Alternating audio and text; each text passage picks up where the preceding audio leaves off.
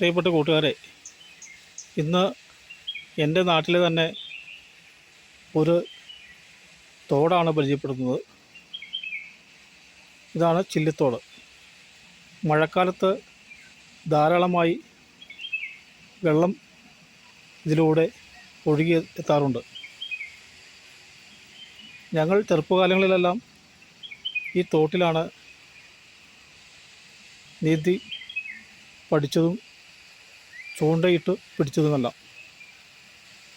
മഴക്കാലത്ത് എല്ലാ വർഷവും തന്നെ ഇവിടെ ചൂണ്ടയിട്ട് മീൻ പിടിക്കാറുണ്ട്. പരൽ മീൻ, മുഴി, അങ്ങനെ ഒട്ടനവധിയായ ചെറിയ ചെറിയ മത്സ്യങ്ങളാണ് ലഭിക്കാറുള്ളത്. ഇവിടെ ഒരു മഞ്ചാടി ഉണ്ടായിരുന്നു, അതെല്ലാം നശിച്ചുപോയി. ഇത് മഞ്ചാടിച്ചൂട എന്നാണ് ഈ കുളക്കടവിൻ്റെ പേര്.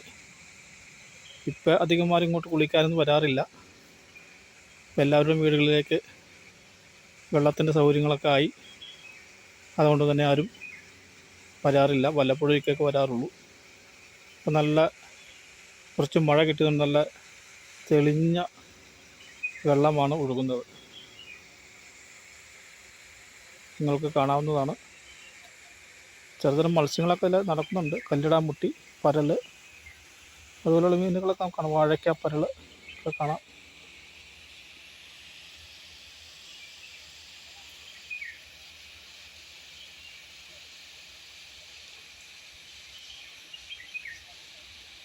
മഴക്കാലത്ത് ഭയങ്കര ഒഴുക്കാണ്.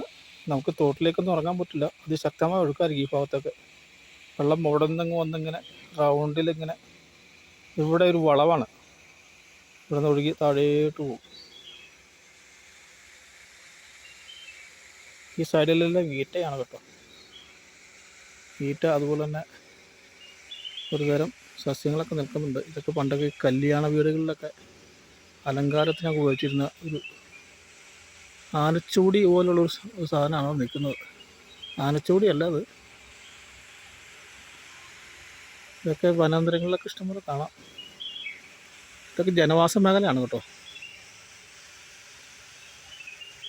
ഇവിടെയൊക്കെ ഇഷ്ടംപോലെ നീന്തൽ പഠിച്ച ഒരു സ്ഥലമാണ്. ഇപ്പോൾ വെള്ളം കുറവാണ്, അതുകൊണ്ട് അടിയിൽ മൊത്തം പാറയാണ്. ഇപ്പോൾ വെള്ളത്തിലേക്കൊക്കെ ഇറങ്ങാം, നല്ല വെള്ളമാണ്.